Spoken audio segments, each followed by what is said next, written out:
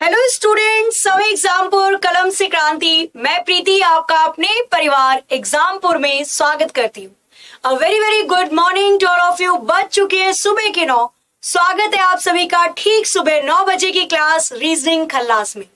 तो चलिए करते हैं शुरुआत अपने आज के बेहतरीन सेशन की। सबसे पहले सभी स्टूडेंट्स एक बार क्लास को लाइक कर देंगे, शेयर कर देंगे और जो भी नए बच्चे स्टूडेंट्स इस सेशन में जुड़ेंगे चैनल को सब्सक्राइब करके बेल आइकन प्रेस जरूर कर दीजिए। शुरू करते अपने आज के सेशन को प्यारी सी 2-3 लाइनों के साथ। नए दिन को मुसीबत की तरह नहीं बल्कि मौके की तरह देखो। आपका एटीट्यूड ही आपके काम को मुश्किल और आसान बनाता है। अगर आपने मन में सोच लिया कि ये तो आसान है, सब कर रहे हैं, मैं भी कर लूंगा, तो डेफिनेटली आप उस काम को कर जाओगे। और अगर आपने किसी काम को इतना मुश्किल समझ लिया कि अरे भगवान ये कैसे होगा, तो फिर कोई भी करवा दे आपसे या कितनी भी आपकी मदद कर दी जाए, आप उस काम को कर ही नहीं सकते। तो ये सारा खेल होता है आपके दिमाग का। अपने दिमाग को पहले समझाइए, अपने आप को समझाइए और उसके बाद ऐसा कोई काम नहीं है जिसे आप नहीं कर सकते। साथ ही मैं यहाँ पे बता देती हूँ, जो भी students Delhi police constable driver 2022 exam की कर रहे हैं तैयारी, एग्जामपुर आपके लिए लेकर आया है सारथी बैच। एक सारथी बनकर जिसमें आपको बेहतरीन टीचर्स गाइडेंस देंगे, बेहतरीन क्वालिटी का कंटेंट आपको दिया जाएगा। क्लासेस की पीडीएफ जो हैंड रिटन होती है वो भी आपको मिलेगी, प्लस प्रीवियस ईयर के क्वेश्चन का डिस्कशन होगा, प्रैक्टिस के क्वेश्चंस मिलेंगे, डाउट सेशन मिलेगा और ये सारी की सारी चीजें आपको मिलने वाली हैं 699 फीस में। तो 699 फीस है सारथी बैच की। जब भी आप इस कोर्स को खरीदते हैं, मतलब जब आप एग्जामपुर के ऑफिशियल ऐप को डाउनलोड करके इस कोर्स को आप खरीद सकते हैं या नीचे दिए गए नंबर पे भी कॉल करके आप इस कोर्स को परचेज कर सकते हैं। परचेज करते समय कोड जरूर लगाइएगा DP5050, तभी आपको ये 50% का ऑफ मिलेगा। क्लियर? चलिए शुरू करने से पहले आज के सेशन को पहला ब्रेन बूस्टर क्वेश्चन आपके स्क्रीन के सामने करिए जरा फटाफट से। बताइए आगे आने वाली वैल्यू क्या होगी। डेली 2 क्वेश्चन ब्रेन बूस्टर के मिलेंगे। पहले हम अपने दिमाग को हेल्दी बना लेते हैं ना कि भाई कोई भी क्वेश्चन आए कर जाएंगे, उसके बाद स्टार्ट करेंगे टॉपिक। आज का टॉपिक आपका रहने वाला है स्टेटमेंट एंड आर्ग्यूमेंट, कथन व तर्क, कथन व पूर्व धारणाएं, कथन व कार्यवाही। तो ये सारी चीजें आज के सेशन में होने वाली हैं। तो आज देखो, अगर आपसे इंटरव्यू में, क्योंकि इस क्वेश्चन को हम करते ही ऐसे, अगर ऐसी कथन दे दिया जाए तो आप उसके तर्क कैसे निकाल सकते हैं, सारे पॉइंट तक जाएंगे। पहले देख लेते हैं यहाँ पर 2-3 क्वेश्चन जो कि ब्रेन बूस्टर के दिए हैं। सबसे पहले हमने देखा यहाँ पर पहला क्वेश्चन 24, फिर 39, 416, 525, 636। बिल्कुल इजी था, देखते के साथ ही पता चल गया, पहली नजर वाला क्वेश्चन। यहां पर दिखा भाई 2 है, 2 का स्क्वायर पीछे दे रखा है 4, 3 का स्क्वायर पीछे 9, 4 का स्क्वायर पीछे 16, 5 का स्क्वायर पीछे 25, 6 का स्क्वायर पीछे 36। तो आगे संख्या क्या आएगी 7 और 7 का स्क्वायर 49 पीछे आएगा। ये ऑप्शन मुझे बी में दे रखा है। वेरी गुड, बी ऑप्शन इसका करेक्ट हो जाएगा। क्या कह रहे हो मैम, ये तो बहुत आसान था, चुटकियों में कर दिया हमने। चलो तो इस वाले क्वेश्चन को भी इसी तरीके से करना। नेक्स्ट क्वेश्चन है, करिए जरा एक बार फटाफट से। बताइए इसमें क्वेश्चन मार्क की जगह आप कौन से ऑप्शन को फिल करोगे तो आंसर सही आ जाएगा। हाँ जी, 749 बिल्कुल सही था। ठीक है, चलिए अच्छी बात है। ये तो बहुत अच्छी बात है भाई। अगर आपके यहाँ बारिश हो रही है तो ठंड में पढ़ाई करो, है ना। हर एक मौसम का अपना मजा होता है। बाकी आपका जो मौसम है वो अभी प्रिपरेशन का है, ठीक है, और इसका रिजल्ट मिलेगा जब आप एग्जाम को देने जाएंगे। आप किसी भी एग्जाम की तैयारी कर रहे हैं, मेनली अगर मैं ग्रुप डी की बात करती हूँ तो ऑन डेट एग्जाम होने वाला है। तो इन सब र्यूमर में मत आइएगा कि एग्जाम आगे जा रहा है पीछे जा रहा है। आप तैयारी अपनी सटीक ही करके चलना। इस वाले क्वेश्चन को हमने ध्यान से देखा 35 आंसर आना स्टार्ट हो चुका है। 35 बताओ जरा कैसे।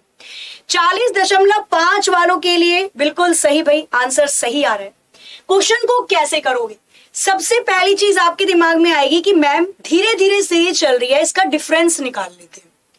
तो 8 में 4 को जोड़ा, 12 में अगर मैं बात करती हूँ 6 को जोड़ा, 18 में 9 को जोड़ा, आपको लगेगा पहले 2 को ऐड किया है, फिर 3 को ऐड किया है, अब 4 को ऐड करेंगे।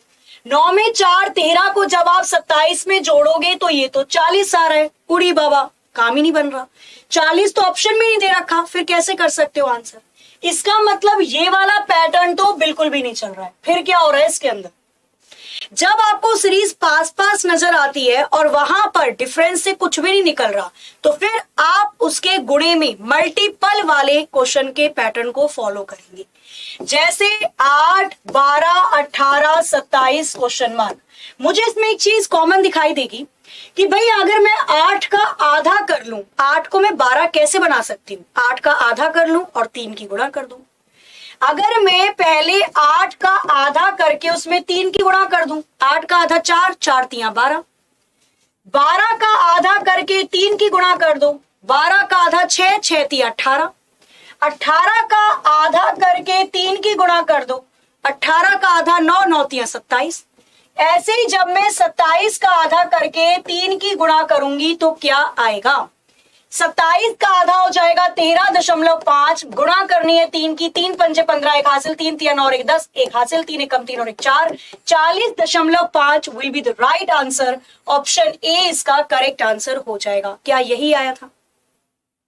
क्लियर है? आ गया था सबका? चलो बहुत अच्छी बात है। फिर तो आगे चलते, आगे मैं स्टार्ट करती हूँ फिर सेशन को आज के। और आज का सेशन सच में ये मान के चलना, पूरा दिमाग लगा देना है। कौन कहता है कि भाई कथन में निष्कर्ष में दिमाग नहीं लगता? सबसे ज्यादा दिमाग वही लगता है जब आप चीजों को तोल मोल कर बताते हैं। ठीक है, स्टार्ट करेंगे अपने आज के सेशन को स्टेटमेंट एंड आर्ग्यूमेंट, जिसको हम कथन व तर्क के नाम से भी जानते हैं।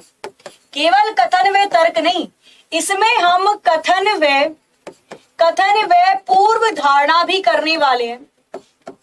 कथन व पूर्व धारणा, जिसको कहा जाता है स्टेटमेंट एंड असम्पशन। इसके अंदर हम जो क्वेश्चन करेंगे वो कथन व कार्यवाही से भी संबंधित होंगे। ये मान के चलिए कि कथन के सारे क्वेश्चंस हम यहां पर आज हैंडल करने वाले हैं। तो देखते हैं कि आप किस तरीके से कथन को देखकर उसके तर्क, पूर्व धारणा या फिर कार्यवाही को निकाल पाते हैं।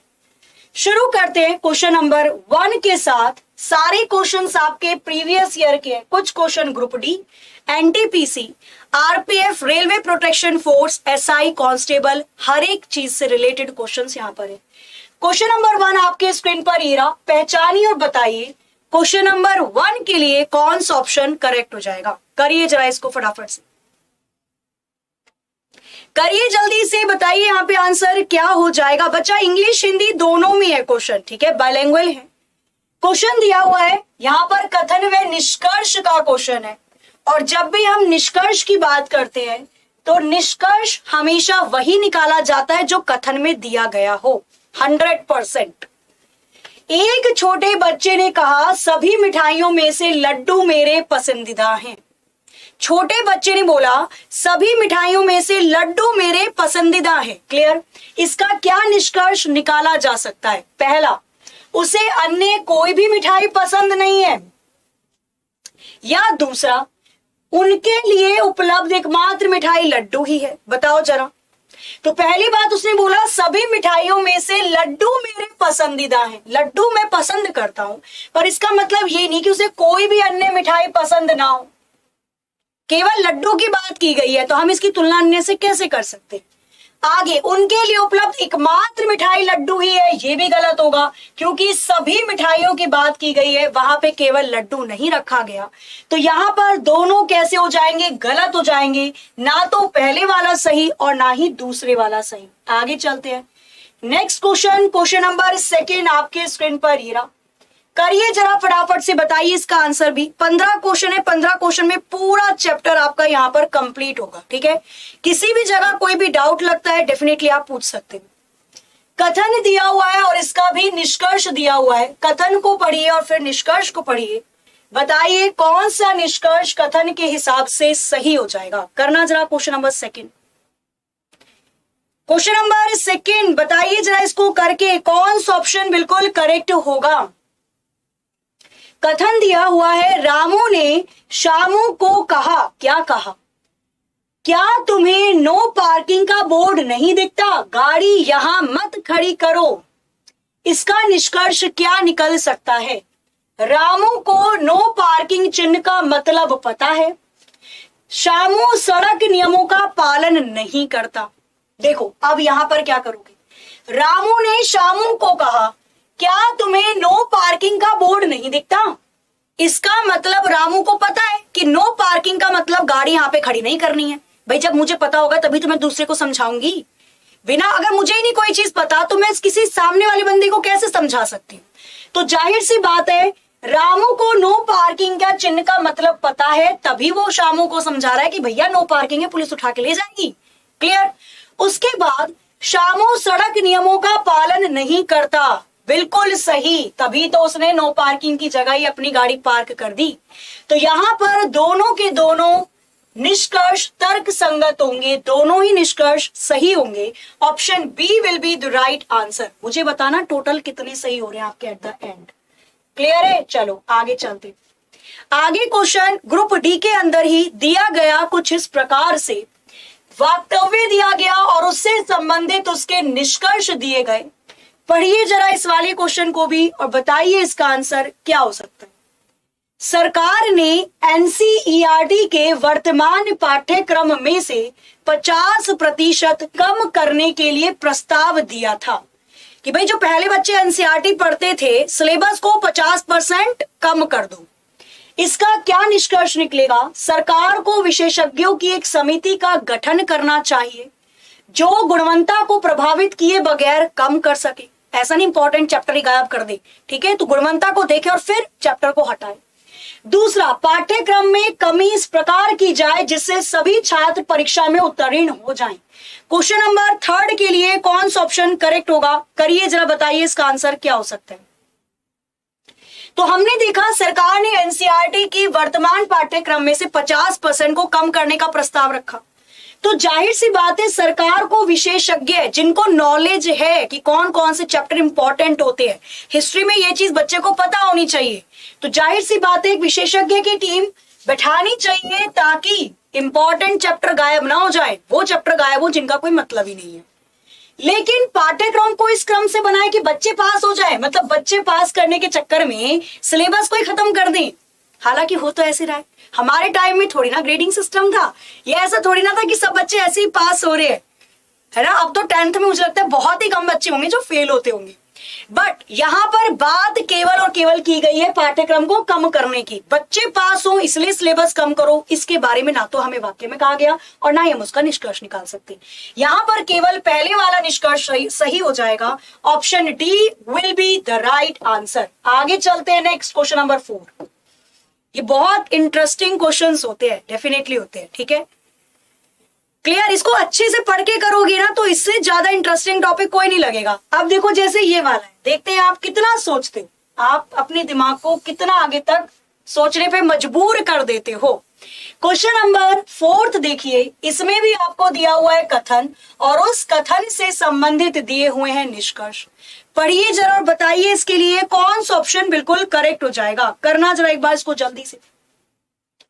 एक किराएदार ने अपने पड़ोसी से कहा, आजकल ऊंचे भवनों में भी बहुत सारे मच्छर हैं, यह मेरी नींद में बाधा डाल रहे हैं। ठीक है, बाधा मतलब परेशान कर रहे हैं मुझे, घूम घूम की आवाज कर करके। इसका क्या निकल सकता है निष्कर्ष? मच्छर के कारण किराएदार परेशान है। आमतौर पर ऊंची इमारतों में कोई मच्छर नहीं होते। अब देखो, इसने बोला, किराएदार ने अपने पड़ोसी से बोला, आजकल ऊंचे भवनों में भी बहुत सारे मच्छर हैं। इसका मतलब ऊंचे भवनों में मच्छर नहीं जा सकते, तभी तो बोल रहा है कि वो आजकल ऐसा है। अगर मैं बोलूं आजकल नोएडा में भी बहुत ज्यादा बारिश हो रही है, इसका मतलब पहले तो नहीं होती थी ना, आजकल थोड़ी ज्यादा हो गई है। तो जाहिर सी बात है मच्छरों के कारण किराएदार परेशान है, तभी वो ये चीज बोल रहा है अपने पड़ोसियों से। और आमतौर पर ऊंची इमारत में मच्छर नहीं होते, तभी उसने ये शब्द इस्तेमाल किया कि आजकल ऊंचे भवनों में भी बहुत सारे मच्छर हैं। दोनों के दोनों यहाँ पर क्या हो जाएंगे? अनुसरण करेंगे, दोनों ही निष्कर्ष बिल्कुल सही हो जाएंगे। क्लियर? ओनली वन नहीं होगा। बच्चा बताओ जरा मुझे, बी किसको लग रहा है कि नहीं होगा? बी क्यों नहीं हो सकता मुझे बताओ। आमतौर पर ऊंची इमारतों में कोई मच्छर नहीं होते, तभी तो उसने बोला आजकल ऊंचे भवनों में भी। अगर मैं बोलूं, सपोज कुछ भी ले लो, मैंने अगर ये भी बोल दिया कि आजकल दिल्ली में बहुत कम भीड़ होने लग गई है, इसका मतलब पहले भीड़ होती थी तभी तो आजकल कम भीड़ है, तो तुलना वाला वर्ड आ जाता है। ठीक है, हिडन होता है, इस हिडन छुपी हुई चीजों को ही तो उजागर करना है हमको। क्वेश्चन नंबर 5 को देखिए, पढ़िए जरा और बताइए इसका आंसर क्या हो सकता है। क्लियर, यही तो मैं कह रही हूं, ये दिमाग वाली चीज ही तो लगानी है आपको। ठीक है, चलो करो, हो जाएगा। अभी तो केवल हम 5वें क्वेश्चन तक ही पहुंचे हैं। सबसे पहले कथन को पढ़ेंगे, क्या दिया हुआ है कथन के अंदर आपको, पर्यटन स्थलों को अतिरिक्त सुरक्षा प्रदान की जानी चाहिए। अब जिनको पर्यटन का मतलब नहीं पता, उसका मतलब है टूरिस्ट प्लेस, जहां पर लोग घूमने जाते हैं, क्या उस जगह को अतिरिक्त सुरक्षा प्रदान करनी चाहिए। इसका क्या निष्कर्ष निकलता है, आतंकवादी हमेशा बड़े पैमाने पर विनाश करने के लिए जगह चुनते हैं, आतंकवादी कृत्य को रोका नहीं जा सकता। करिए जरा, बताइए इसके लिए कौन सा ऑप्शन करेक्ट हो जाएगा, करो जरा एक बार जल्दी से। तो यहां पर बोला गया टूरिस्ट प्लेस में सुरक्षा दे दीजिए, क्यों, क्योंकि आतंकवादी टूरिस्ट प्लेस को ही ज्यादातर निशाना बनाते हैं। अच्छा मुझे एक बात बताओ, टूरिस्ट प्लेस से मुझे याद आया, ऑपरेशन ब्लू स्टार चला था इतिहास में। ऑपरेशन ब्लू स्टार किस लिए चला था ये बताना, ठीक है। तो टूरिस्ट प्लेस को ही ज्यादातर बनाया जाता निशाना, तभी उसने बोला कि इसमें ज्यादा आप अक्षरधाम चले जाओ। अक्षरधाम मंदिर दिल्ली में, क्लियर, आप वहां पर जाओगे, इतनी सुरक्षा, मतलब इतनी ज्यादा इंतजाम है सुरक्षा के, आप कोई बेल्ट वेल्ट नहीं लेके जा सकते, खाने पीने की चीजें नहीं लेके जा सकते। तो ज्यादातर यहाँ पर जाहिर सी बात है सुरक्षा का जरूरी होता है। आतंकवादी कृत्य को रोका नहीं जा सकता, कौन कह रहा है नहीं रोक सकता। आतंकवादी बहुत हद तक इस टाइम पर रुक चुके हैं, क्योंकि सारे काम मोबाइल से होते हैं। अपने पास, भारत के पास आईटी टीम है, क्यों नहीं रोक सकते, आतंकवाद को रोका जा सकता है। यहां पर केवल और केवल पहले वाला अनुसरण करेगा, option D will be the right answer. आगे चलो, next question number 6। Question number 6 छठा क्या दिया हुआ है, पढ़िए जरा इस वाले क्वेश्चन को भी और बताइए इसका आंसर क्या होगा। बिल्कुल पंजाब में चला था, ठीक है, अमृतसर, बिल्कुल सही, अमृतसर के स्वर्ण मंदिर गोल्डन टेम्पल से रिलेटेड है। आगे क्वेश्चन नंबर 6 कथन दिया हुआ है और उस कथन से संबंधित निष्कर्ष दिए हुए हैं। पढ़ना है आपको क्वेश्चन नंबर 6 और बताना है इसके लिए कौन सा ऑप्शन बिल्कुल करेक्ट हो जाएगा। खिलाड़ियों से बात करते हुए कोच ने कहा, क्लब में उच्च श्रेणी की प्रतिभा विपुलता में है। अब जिसको हिंदी नहीं आ रही समझ में इतनी खतरनाक, तो मैं यहां पे बता देती हूँ इंग्लिश के अंदर। स्टेटमेंट क्या दिया हुआ है, talking to the players the coach said high class talent around या abound in the club. Clear है, इसका निष्कर्ष क्या निकल सकता है, कोच खिलाड़ी की क्षमता को परखने में सक्षम है। भाई कोच को पता है कि कौन सा खिलाड़ी अच्छा खेलता है और कौन सा नहीं खेलता है। कोच अपनी टीम की प्रतिभा को स्वीकार कर रहा है। क्वेश्चन नंबर 6 के लिए कौन सा ऑप्शन करेक्ट हो जाएगा, करिए जरा इसको फटाफट से, बताइए आंसर क्या हो सकता है। तो खिलाड़ियों से बात करते हुए कोच ने कहा, क्लब में उच्च श्रेणी की प्रतिभा विपुलता है, बहुत सारे लोग हैं हमारी टीम में जो बहुत अच्छे से खेलते हैं। इसका मतलब कोच को पता है कि भाई कौन सा खिलाड़ी अच्छा खेलता है, कौन सा बुरा, और कोच अपनी टीम की प्रतिभा को भी स्वीकार कर रहा है, तभी तो अपनी टीम को कहते हैं ना मोटिवेटेड करा रहे, तुम तो बहुत अच्छा खेलते हो। तो यहां पर दोनों के दोनों ही सही हो जाएंगे, option D will be the right answer. समझ में आ रहा है। अब ये वाले देखो, ग्रुप डी के अंदर ऐसे भी क्वेश्चंस 2018 शिफ्ट 3 में पूछे गए। ये क्वेश्चन कैसे होते हैं, इनके अंदर करना क्या होता है, किस प्रकार से क्वेश्चन को डिजाइन किया जाता है, इसको यहां पर समझेंगे।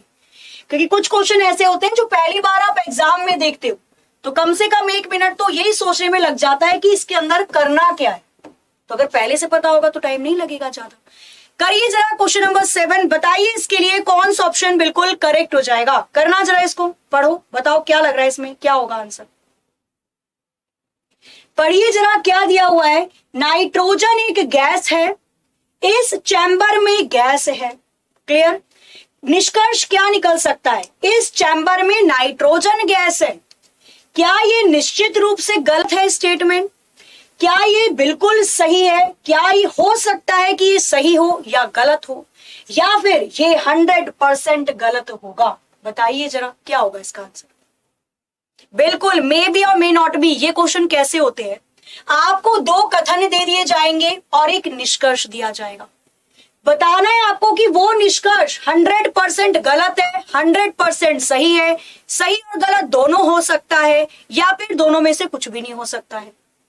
नाइट्रोजन एक गैस है, इस चैम्बर में गैस है, इस चैम्बर में गैस है, ठीक है।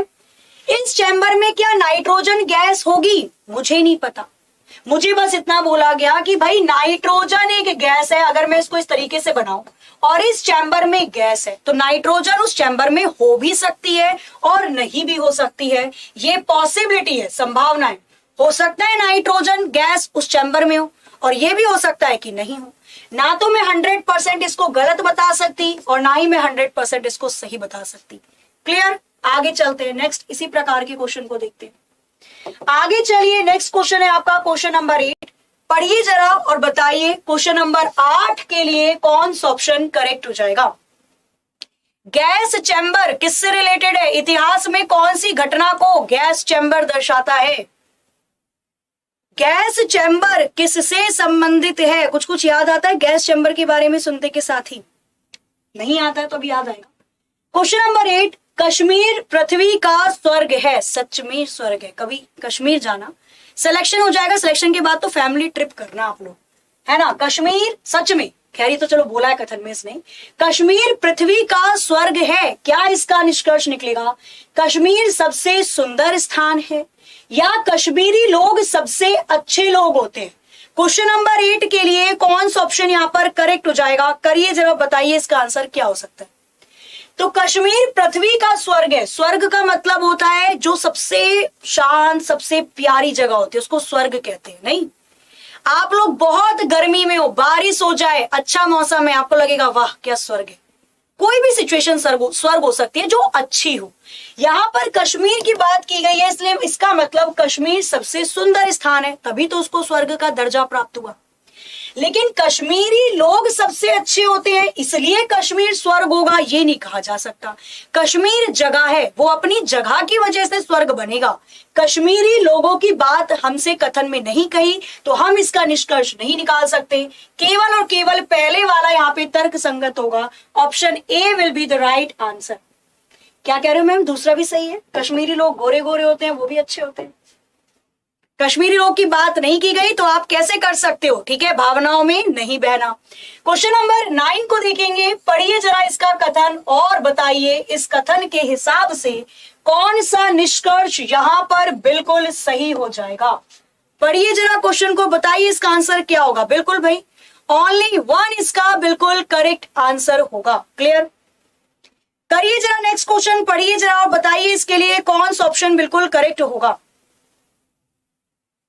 क्या दिया हुआ है इस क्वेश्चन में आपको? सभी जीवों में पेंगुइन सबसे मैत्रीपूर्ण होती है, फ्रेंडली होती है। पेंगुइन देखिए आपने, पेंगुइन की विशेषता ही बताऊंगे, भी रुकना, पहले तो हम क्वेश्चन कर लें। निष्कर्ष, अन्य कोई जीव मैत्रीपूर्ण नहीं होता। पेंगुइन को मनुष्य द्वारा बहुत पसंद किया जाता है। अब जो कथन में है केवल वही निष्कर्ष सही हो सकता है। बोला सभी जीवों में पेंगुइन सबसे मैत्रीपूर्ण है, फ्रेंडली है। उसने पेंगुइन के बारे में बोला वो सबसे मैत्रीपूर्ण है, पर इसका मतलब ये नहीं कि कोई और जीव मैत्रीपूर्ण नहीं होता। क्लियर? अगर मैं बोलूं कि इस क्लास में ये बच्चा पास हो गया, इसका मतलब, या इस बच्चे के सबसे अच्छे नंबर आए, इसका मतलब ये नहीं कि और बच्चे फेल हो गए हैं, और भी पास हो सकते हैं। उसके अच्छे नंबर आए, बाकी के उससे कम आए होंगे, पर और भी तो पास होंगे। वही वाला पैटर्न लगेगा। पेंगुइन को मनुष्य द्वारा बहुत पसंद किया जाता है। उसने मैत्रीपूर्ण की बात की गई है, मनुष्य उसे पसंद करता है या नहीं करता है उसके बारे में यहाँ पर बात नहीं की गई, और ना ही ये आपका यूनिवर्सल फैक्ट है। Universal fact in the sense of हमें अगर पता होता पहले से कि लोग पसंद करते हैं, जाहिर सी बात है ना तो मनुष्य की बात पेंगुइन के साथ जोड़कर की गई है और ना ही और किसी जीव के बारे में बोला कि वो मैत्रीपूर्ण नहीं होते। और एक और चीज, नेगेटिव, जब आपका कथन पॉजिटिव है तो निष्कर्ष नेगेटिव आप नहीं निकाल सकते। यहां पर दोनों के दोनों निष्कर्ष कैसे हो जाएंगे? गलत हो जाएंगे। पहले वाला भी नहीं होगा और दूसरे वाला भी नहीं होगा। क्लियर है? Both are wrong will be the right answer. आगे चलते हैं क्वेश्चन नंबर 10 पे। पेंगुइन के बारे में भी बता रही थी, पेंगुइन में नर और मादा दोनों होती है, मेल और फीमेल।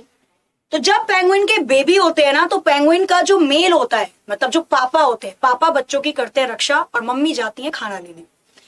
क्वेश्चन नंबर 10 की बात करते हैं। बताना है आपको क्वेश्चन नंबर 10 के लिए कौन सा ऑप्शन यहाँ पर करेक्ट हो जाएगा। कथन दिया हुआ है और इसके निष्कर्ष दिए हुए हैं। मेरे कुत्ते को भोजन पसंद है, मेरे कुत्ते को भोजन पसंद है। अनीता अपनी मित्र से कहती है, इसका क्या निष्कर्ष निकाला जा सकता है। अनीता के पास एक कुत्ता होगा या उसका कुत्ता भोजन के अलावा कुछ भी पसंद नहीं करता। क्वेश्चन नंबर 10 के लिए कौन सा ऑप्शन करेक्ट हो जाएगा, करिए जरा फटाफट से। क्वेश्चन नंबर 10 के लिए कौन सा ऑप्शन यहां पर बिल्कुल करेक्ट होगा। तो उसने बोला मेरे कुत्ते को भोजन पसंद है। मेरा कुत्ता मतलब उसके पास एक डॉगी है, अनीता के पास एक डॉगी है, तभी वो अपने डॉगी का वर्णन कर रही है। उसके कुत्ते को भोजन के अलावा कुछ भी नहीं पसंद। देखो उसने बोला भोजन पसंद है और कुछ भी भोजन के अलावा उसको पसंद है, खेलना, घूमना, भौंकना, काटना, इसके बारे में अभी नहीं बोला गया। तो आप कैसे इसके बारे में कोई भी निष्कर्ष निकाल सकते हैं।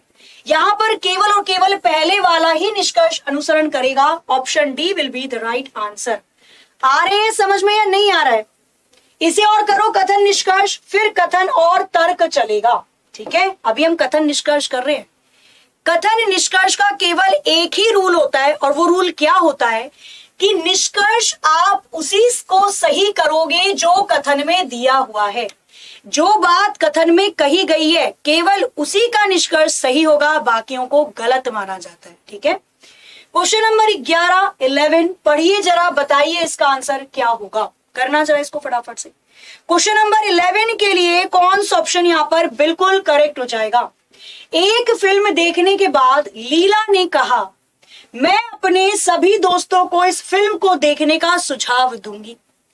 लीला ने फिल्म देखने का आनंद लिया या वह चाहती है कि उसके सभी दोस्त भी फिल्म देखें। क्वेश्चन नंबर 11 के लिए कौन सा ऑप्शन करेक्ट हो जाएगा, करिए जरा फटाफट से इसका आंसर। आंसर आ रहा है दोनों सही होंगे। चलो चेक कर लेते हैं दोनों सही हैं या नहीं। तो फिल्म को देख के लीला ने कहा मैं अपने सभी दोस्तों को इस फिल्म देखने का सुझाव दूंगी। सुझाव आप तभी दोगे ना जब आपको खुद से ये चीज पसंद हो। ठीक है, जाहिर सी बात है अगर मैं कहीं घूमने गई मनाली, तो मैं आके सबको बोलूंगी अरे मनाली बहुत बढ़िया जगह है, घूमने जाओ, घूमने लायक है, क्योंकि वो मुझे पसंद आई, मूवी मुझे पसंद है, लीला को पसंद है, तभी तो वो सुझाव देगी औरों को भी। वे चाहती है कि सभी दोस्त मूवी देखने जाएं, तभी वो सब में हल्ला करेगी, है ना। जाहिर सी बात है अगर मैं कहीं गई घूमने के लिए और मैं यहाँ पर आके सबको बता रही हूँ ऑफिस में मैं मनाली गई, मनाली इतनी अच्छी जगह है, बिल्कुल जन्नत, मजा आ गया घूमकर, इसका मतलब मैं चाहती हूँ कि और लोग भी घूमने जाएं, है ना, तभी तो ये चीज मैं उनके सामने बोलूंगी। तो यहाँ पर दोनों के दोनों निष्कर्ष ही अनुसरण करेंगे। Option B will be the right answer. ये तो थी बात कथन व निष्कर्ष की। अब आ जाते हैं हम कथन व तर्क में। कथन व तर्क को आप किस प्रकार से समझोगे, समझना इसके बारे में। देखो तर्क पॉजिटिव भी हो सकते हैं और नेगेटिव भी हो सकते हैं। हाँ जी, बहुत बिल्कुल करेक्ट था। हम बात कर रहे हैं हाँ जी कुल्लू मनाली ही, ठीक है, अभी तो नहीं गए, जाएंगे कभी, देखेंगे। अभी आप कहते हैं प्रैक्टिकल मत घुसो, अभी आप चीजों को समझो।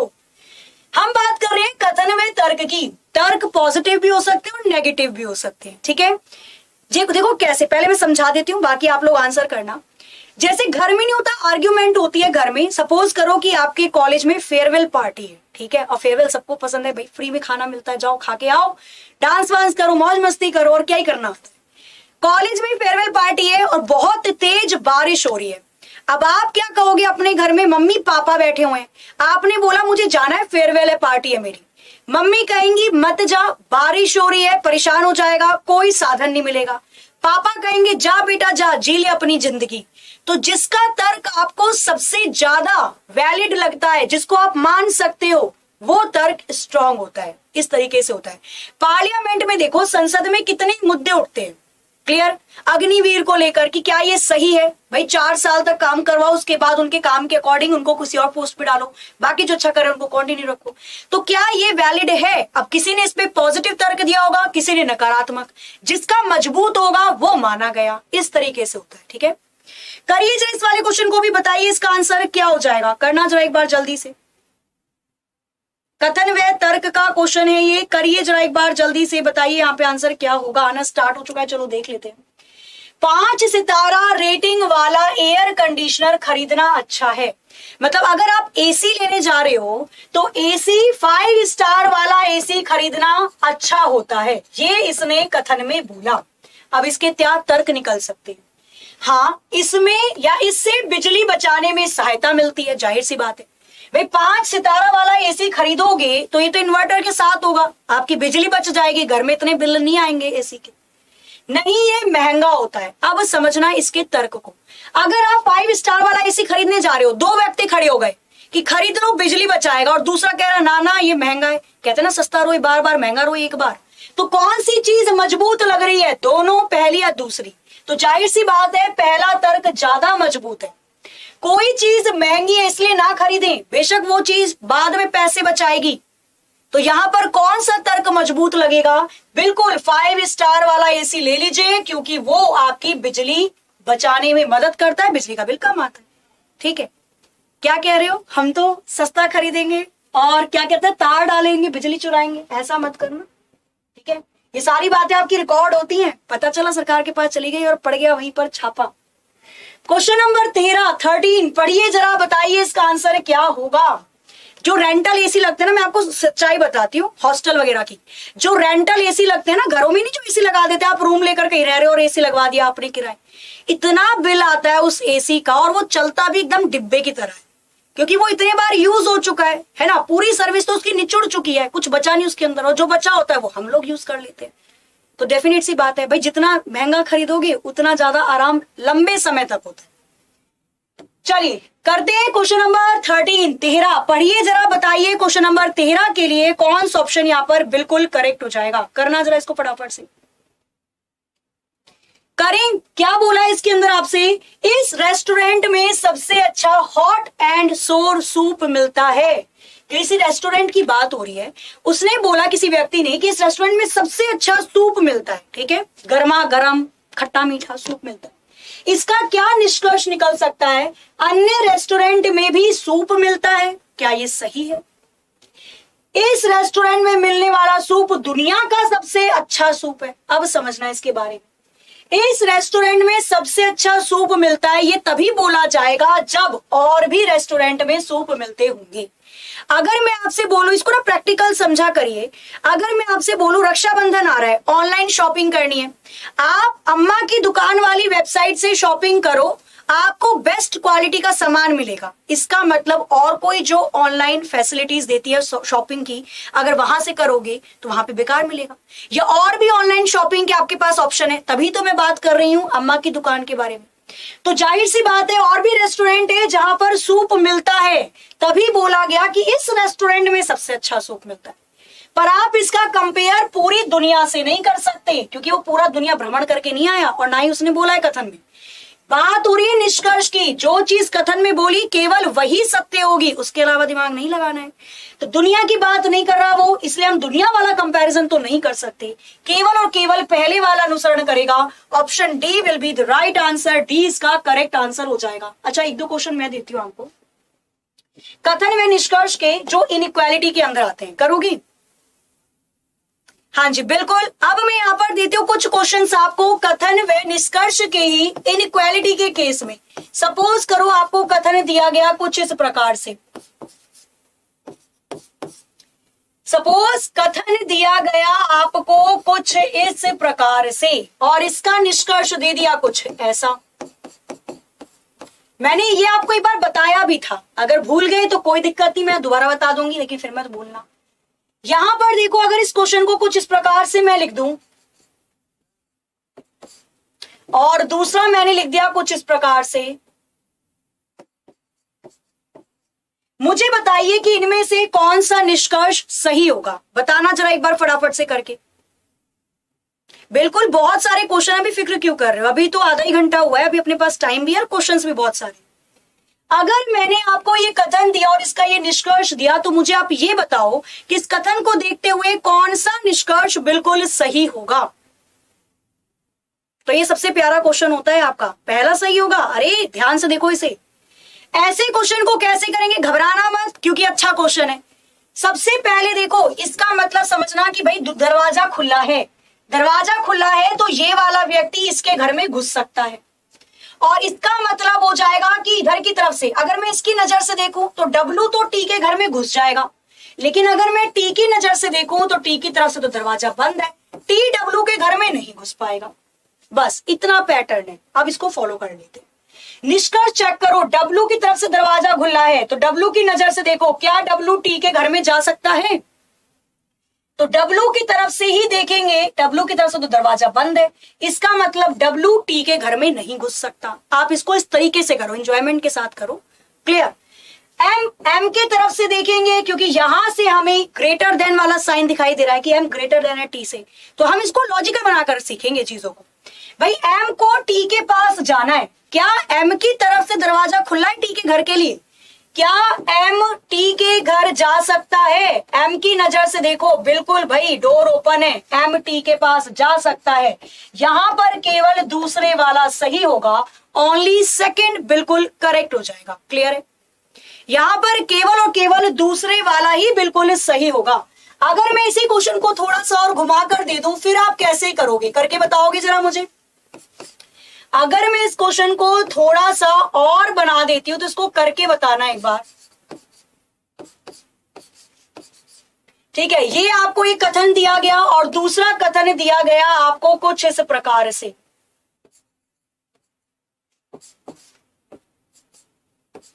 चलो, इसका निष्कर्ष देखिएगा, सारी चीजें तो निष्कर्ष पर ही डिपेंड करेंगी। पहला निष्कर्ष दे दिया इसने, क्या वाई जा सकता है डब्लू के पास? दूसरा इसने निष्कर्ष दे दिया, क्या यहां पर डब्लू नहीं, यहां पर लिख लेना, आप कोई और अल्फाबेट ले लो, बी ले। क्लियर है? और दूसरा इसने दे दिया कि क्या एक्स जा सकता है बी के पास? बताइए जरा, यहां पे दोनों में से कौन से निष्कर्ष फॉलो कर जाएंगे? करो जरा इसको एक बार जल्दी से, करिए फटाफट से, बताइए इसमें क्या हो सकता है। हालांकि मैं इक्वालिटी की अलग से भी क्लास लाऊंगी, पर ये कथन निष्कर्ष में पूछ लेता है, इसलिए मैंने इसी में एक बार एक दो क्वेश्चन दे दिया आपको समझाने के लिए। सबसे पहले निष्कर्ष देखेंगे, भाई किधर के साइड से, यहां पर ग्रेटर देन का साइन है या दरवाजा खुला है, ओपन डोर है। वाई की नजर से देखो, क्या वाई डब्लू के घर जा सकता है?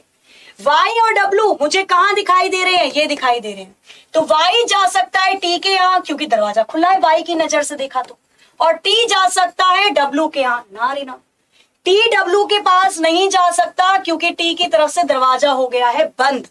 क्लियर है? तो यहां पर पहले वाला नहीं बन सकता, हमारा वाई डब्लू तक नहीं पहुंच पाएगा एनी कंडीशन। फिर हमने देखा दूसरे वाला यहां पे निष्कर्ष, क्या एक्स बी के साथ या बी के पास जा सकता है? क्योंकि एक्स के साइड से यहां पर ग्रेटर देन का साइन है, दरवाजा खुला है। क्या एक्स बी के पास जाएगा? तो एक्स जाएगा पहले डब्लू के पास, डोर ओपन, डब्लू जाएगा पी के पास, डोर ओपन, पी जाएगा बी के पास, डोर ओपन। इनडायरेक्टली एक्स मेरा बी के पास जा सकता है, तो यहां पर केवल दूसरे वाला निष्कर्ष सही हो जाएगा। क्लियर है? तो ये तो रही बात, अगर इनइक्वालिटी में भी दे देता है ये क्वेश्चन को। अब चलते हैं यहां पर नेक्स्ट क्वेश्चंस पे, अब आ जाते हैं हम थोड़े अवधारणाओं पे। अब यहां पर हम देखेंगे अवधारणा, या जिनको कहा जाता है पूर्व धारणा, या जिनको स्टेटमेंट एंड अजम्पशन का नाम दिया जाता है। क्वेश्चन नंबर 18, 18 आपके स्क्रीन के सामने ये रहा, पढ़िए जरा, बताइए इसका आंसर आपको क्या लगता है क्या हो सकता है। ये रहा कथन और ये रहा अवधारणा। करिए जरा, बताइए आपको क्या लगता है कि इस क्वेश्चन के लिए कौन सा ऑप्शन बिल्कुल करेक्ट हो जाएगा। करिए जरा एक बार जल्दी से, बताइए जल्दी से कौन सा ऑप्शन आपको लगता है कि यहां पर बिल्कुल सही होगा। इतना मैं आपको बताती हूँ कि अवधारणा कैसे निकाली जाती है। अवधारणाएं होती हैं जब कोई भी कथन बोला गया तो उस टाइम पर बोलने वाले बंदे के दिमाग में क्या क्या चीजें चल रही थी। पूर्व धारणा, पहले से बनी हुई धारणाएं उस बंदे के दिमाग की, ये आपको यहां पर बतानी होती है। क्लियर? धारणा के अंदर अगर क्वेश्चन पूछा जाता है या अजम्पशन के अंदर पूछा जाता है। पढ़िए जरा क्वेश्चन को, बताइए इसने क्या बोला यहाँ पे। इसने बोला छात्र एक ने छात्र दो से कहा, क्या कहा? मुझे पढ़ने के लिए आपके नोट्स चाहिए। ठीक है, छात्र दो ने नोट्स तैयार कर लिए, जाहिर सी बात है भाई दूसरे वाले व्यक्ति ने तैयार किया नोट्स, तभी तो पहले वाला मांगेगा उससे। पहला छात्र उसकी समझ को सत्यापित करना चाहता है। क्या पहला छात्र ये देखना चाहता है कि वो अच्छे से नोट्स बना रहा है या नहीं बना रहा है? भाई वो क्लास का मॉनिटर थोड़ी ना है कि कॉपी चेक करेगा और मैडम से शिकायत कर देगा। तो यहाँ पर केवल और केवल कथन के हिसाब से जो पूर्व धारणा बनाई गई होगी वो यही बनाई गई होगी कि पहले दूसरे वाले छात्र ने नोट्स तैयार कर रखे हैं, तभी पहले वाले ने उसको मांगा। ठीक है, आगे चलते हैं। नेक्स्ट देखिए, नेक्स्ट क्वेश्चन है यहीं पर पूर्व धारणा से संबंधित क्वेश्चन नंबर 19 आपके स्क्रीन के सामने ये रहा। पढ़ना है आपको और बताना है क्वेश्चन नंबर 19 के लिए आंसर क्या होगा। कथन दिया हुआ है और पूर्व धारणा दे रखी है। ब्रांच मैनेजर अपने सहयोगी को कहते हैं मार्च के अंत हमेशा व्यस्त होता है। ठीक है, बैंक मैनेजर ने अपने सहयोगी से बोला कि भाई मार्च का महीना बहुत ही ज्यादा व्यस्त होता है। इसकी क्या पूर्व धारणाएं निकल सकती हैं? मार्च के अंत में और अधिक काम है, या समय पर काम की कमी के कारण बहुत अधिक काम इकट्ठा हो गया है। करिए जरा फटाफट से, बताइए इसके लिए कौन सा ऑप्शन करेक्ट होगा। अरे कॉपी पेस्ट कौन कर रहा है भाई? करिए जरा इसके लिए कौन सा ऑप्शन करेक्ट हो जाएगा। केवल वन, ओनली वन। चलो चेक कर लेते हैं एक बार इसको। मार्च के महीने में ज्यादा व्यस्तता होती है, हमें पता है बैंक की बात हो रही है और बैंक में पूरा का पूरा बैलेंस शीट बनता है। आपको पता है बैलेंस शीट के बारे में कोई कॉमर्स का है यहाँ पे? किसी ने उस दुख को फेस किया है जब बैलेंस शीट में आपके एसेट्स लायबिलिटी के बराबर नहीं आते थे? है कोई यहाँ पे? चलो, तो यहाँ पर बैलेंस शीट क्लोज होती है मार्च में डेफिनेटली, तो आपको सारी चीजें एक बार कैलकुलेट करनी पड़ती है। तो मार्च का महीना बहुत ही ज्यादा हेक्टिक होता है बैंक के लोगों के लिए। बिल्कुल सही है, बैंक के मतलब मार्च के अंत में ज्यादा काम हो जाता है। लेकिन समय पे काम करने की कमी की वजह से काम इकट्ठा हो गया नहीं भाई, बात अंडरस्टूड है, ये यूनिवर्सल ट्रुथ है। बैंक की बात कर रहा है, बैलेंस शीट का अंत करना है, तो जाहिर सी बात है काम की कमी की वजह से काम ज्यादा नहीं हुआ। मार्च का महीना बैलेंस शीट क्लोज होती है, इस वजह से ज्यादा हो जाता है। यहां पर केवल पहले वाला ही सही होगा। Option B will be the right answer. B इसका करेक्ट आंसर हो जाएगा। आ जाइए क्वेश्चन नंबर 20 पर।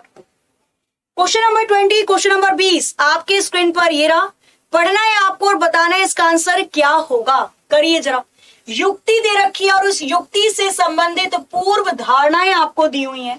क्वेश्चन नंबर 20 को करिए और बताइए क्वेश्चन नंबर 20 के लिए कौन सा ऑप्शन करेक्ट होगा। वर्ष 2020 में एक अधिवर्ष है, इसने ऐसी बोल दी भाई, एक कथन ले लो इसे। क्या इसकी पूर्व धारणाएं हो सकती हैं? 2020 में फरवरी में 29 दिन होंगे, या वर्ष 2017 एक अधिवर्ष नहीं होगा? ये बड़ा अच्छा क्वेश्चन है। करना जरा क्वेश्चन नंबर 20 क्वेश्चन नंबर 20 को करिए और बताइए इसका आंसर क्या हो सकता है। क्या होगा यहाँ पे, कौन सा ऑप्शन करेक्ट होगा? बात हो रही है पूर्व धारणा की। पूर्व धारणा का मतलब हो जाता है अगर आप किसी भी चीज को बोलने से पहले कोई चीज सोचते हो तो आपको पहले से पता है वो चीजें, वो पूर्व धारणा है। 2020 एक अधिवर्ष है, अधिवर्ष का मतलब होता है लीप ईयर। बिल्कुल भाई, 2020 एक लीप ईयर है, ये हमें बोला गया। 2020 में फरवरी 29 दिन की होगी क्योंकि लीप ईयर में फरवरी 29 दिन की होती है। 2017 एक अधिवर्ष नहीं है, ये भी सही बोल रखा है क्योंकि यूनिवर्सल ट्रुथ है, अंडरस्टूड है, पूर्व धारणा जिसके बारे में आपको पहले से पता होता है। तो जाहिर सी बात है जिस व्यक्ति ने ये बोला कि 2020 एक लीप ईयर है, उसको पता है कि लीप ईयर कैसे पहचानते हैं, लास्ट के 2 डिजिट को 4 से डिवाइड करके। तो अगर 2020 लीप ईयर है तो 2017 लीप ईयर नहीं होगा क्योंकि 17 4 से नहीं कट रहा। तो यही तो चीजें अंतर दिखाती हैं निष्कर्ष कथन में, निष्कर्ष पूर्व धारणा में और निष्कर्ष तर्क में। यहां पर दोनों के दोनों ही अंतर निहित हो जाएंगे, पहला और दूसरा दोनों बिल्कुल करेक्ट होंगे। अरे आ रहा है कुछ कुछ समझ में? अब तो आना स्टार्ट हो चुका होगा। क्वेश्चन नंबर 21 को देखिए, कथन आपको दिया हुआ है और उस कथन से संबंधित धारणाएं आपको दे रखी हैं। क्वेश्चन नंबर 21 के लिए बताना है कौन सा ऑप्शन बिल्कुल करेक्ट हो जाएगा। करिए जरा इस वाले क्वेश्चन को भी, बताइए आंसर क्या लग रहा है आपको।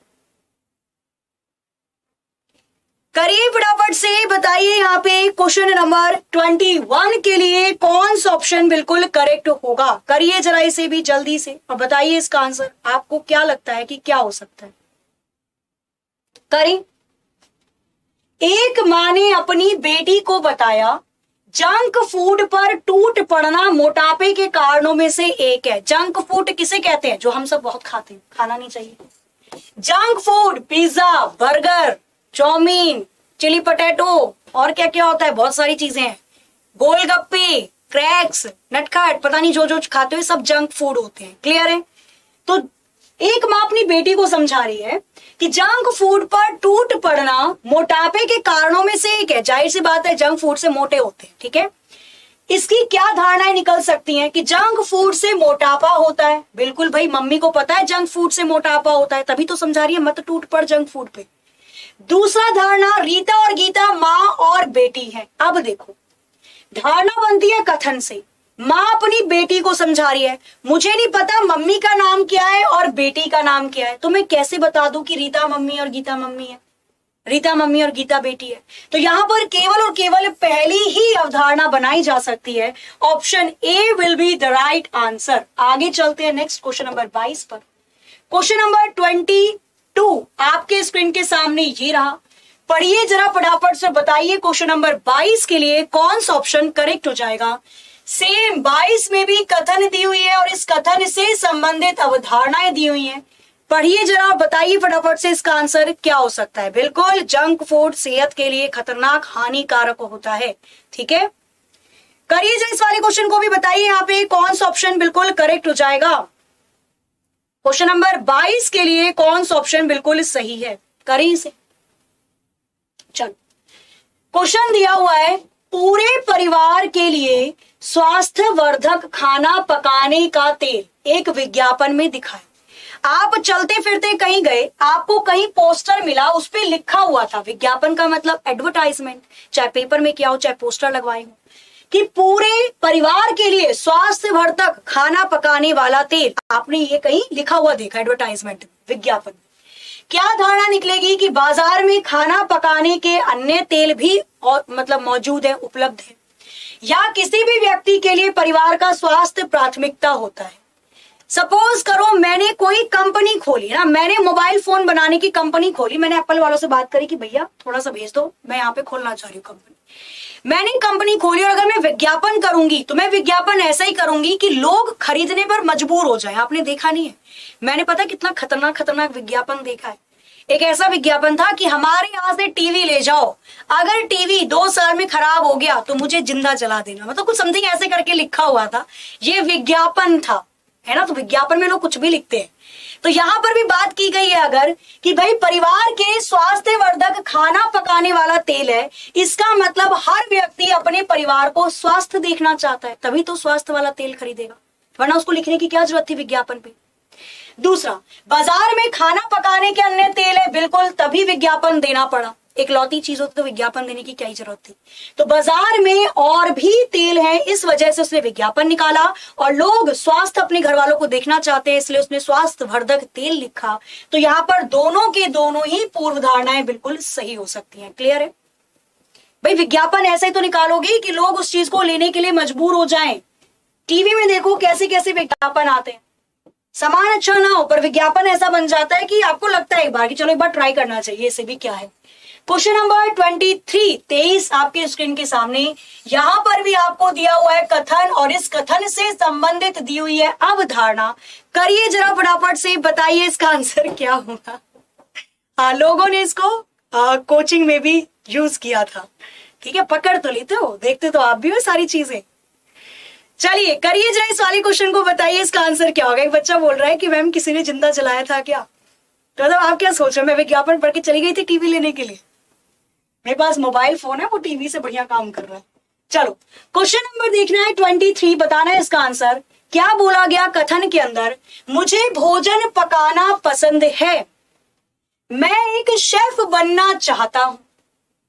इसका क्या अवधारणा या अजम्पशन निकल सकती है, मैं एक शेफ हूं या मैं एक शेफ नहीं हूं।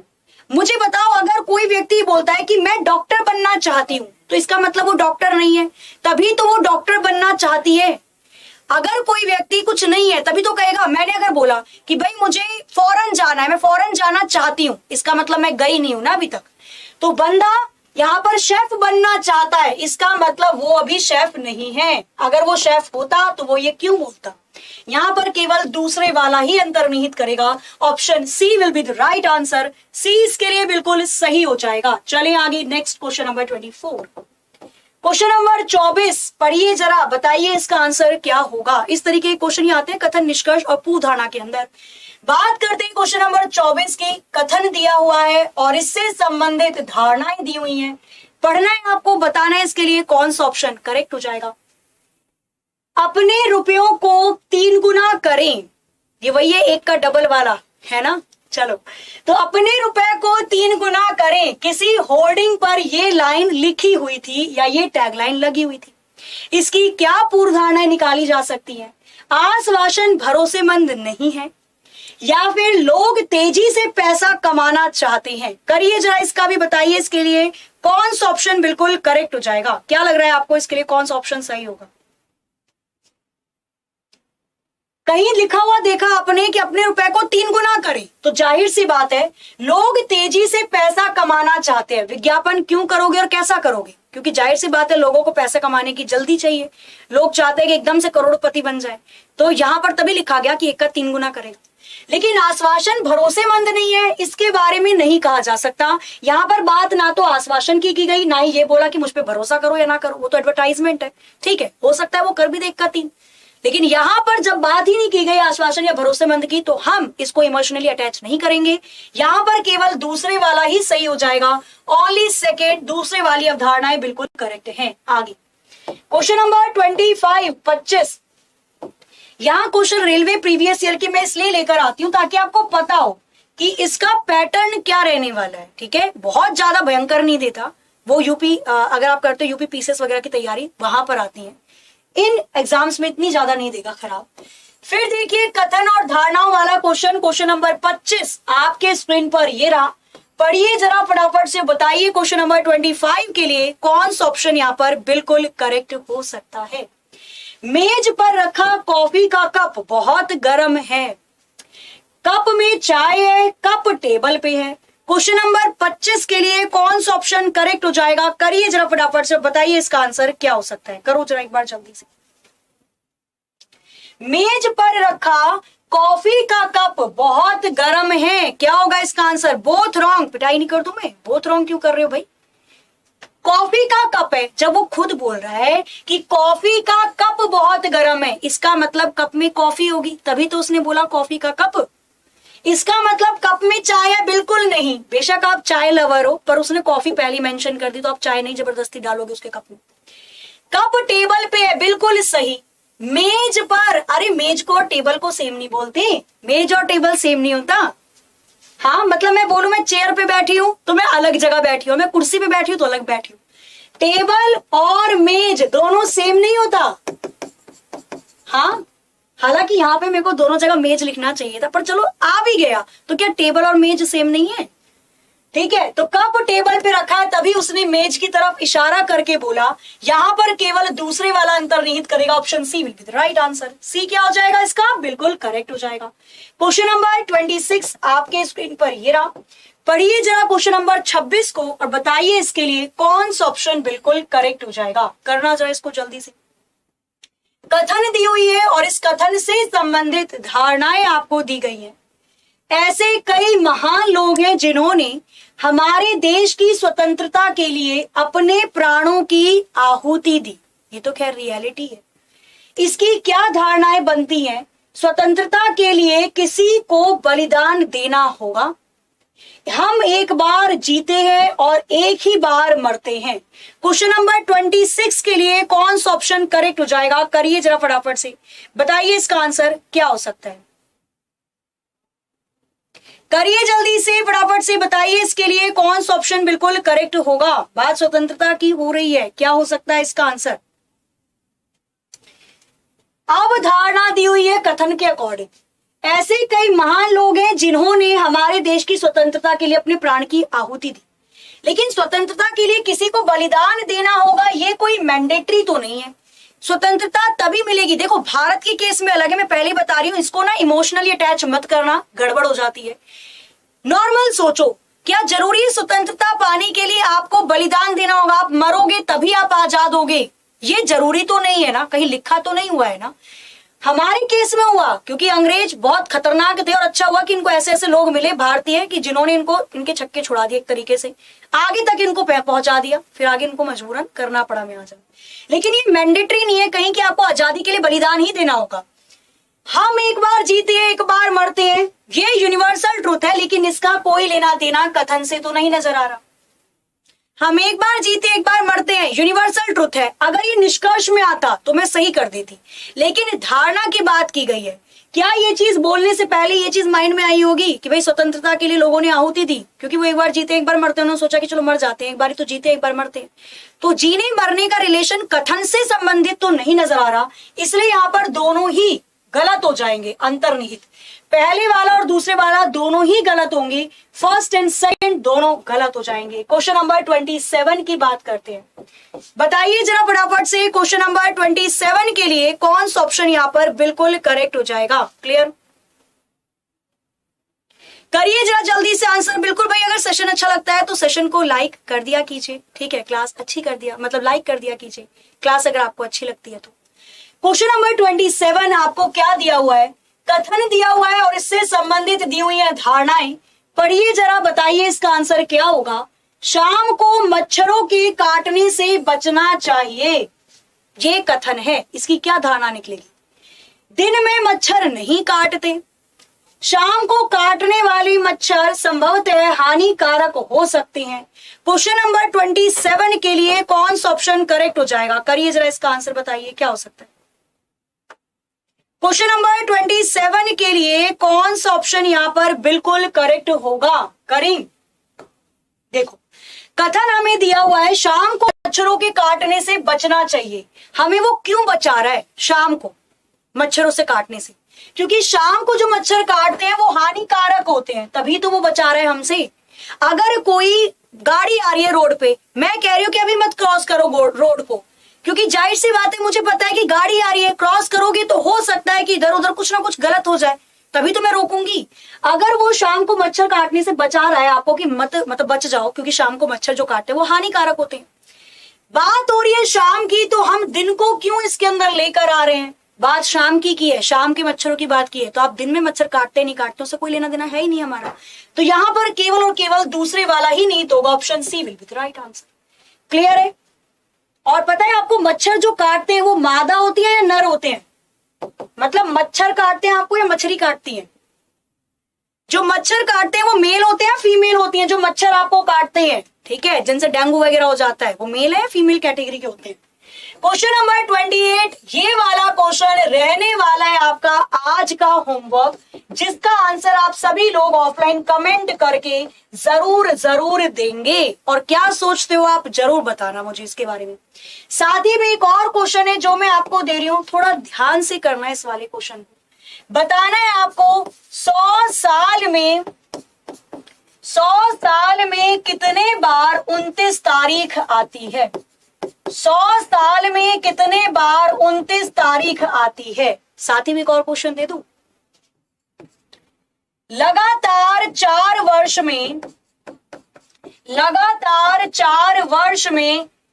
कुल कितने दिन होंगे? लगातार 4 वर्ष में कुल कितने दिन होंगे? आज के सेशन को हम यहीं तक रखेंगे। कल मैं काउंटिंग ऑफ फिगर लेकर आती हूँ, काउंटिंग ऑफ फिगर के साथ और भी चीजें मिक्स करके लेकर आऊंगी। बताना जरा क्या किस चीज में कमजोर हो आप, उसको और कर लेंगे अच्छे से, ठीक है। तो कल हम करेंगे उस वाले पोर्शन को जिसमें आपसे पूछता है वो रोम्बस पूछ लेगा, समचतुर्भुज पूछ लेगा और पैरेललोग्राम पूछ लिया जाता है। तो ऐसे जब अलग अलग चीजें पूछी जाती है क्वेश्चन के अंदर, तो आप उसको कैसे करोगे, क्वाड्रिलेटरल चतुर्भुज कैसे कैसे कर सकते हो, ठीक है। आज की सेशन को हम यहीं तक रखेंगे। बिल्कुल भाई, क्लास अच्छी लगी हो तो जाने से पहले क्लास को एक बार लाइक जरूर करके जाइएगा, ठीक है। और अपना फीडबैक जरूर आप ऑफलाइन कमेंट में करो, फीडबैक दो या ना दो, इसका आंसर जरूर देना इन दोनों का। देखो, अगर आप चाहते हो ना कि मैं वो सारे सेशंस करवाऊं जो आपके कमजोर हैं, बिल्कुल मैं आपको यहाँ पे करवाऊंगी। क्लास आपकी डेली सुबह 9 बजे होती है, ठीक 9 बजे स्टार्ट हो जाएगी, ठीक है। तो क्लास में बनी रहिएगा डेली, अपनी और मजबूती से तैयारी कीजिए। मिलते हैं हम लोग अपने कल के सेशन में ठीक सुबह 9 बजे और बेहतरीन सेशन के साथ। तब तक के लिए हंसते रहिए, मुस्कुराते रहिए, खुश रहिए, अपना अपने घर वालों का ख्याल रखिए। अगर आप नए हैं तो एग्जामपुर के चैनल को सब्सक्राइब करके बेल आइकन प्रेस जरूर कर दीजिएगा। तो मिलते हैं कल, तब तक के लिए जय हिंद, जय भारत।